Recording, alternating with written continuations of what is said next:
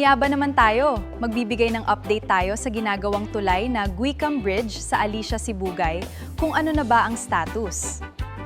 The highly anticipated opening of the Guicam Bridge is still pending, as the Department of Public Works and Highways, DPWH, Central Office has yet to issue the official clearance and announcement for its public opening. While the initial target for the opening of Guicam Bridge was August 2026, there has been no official announcement regarding a confirmed opening date.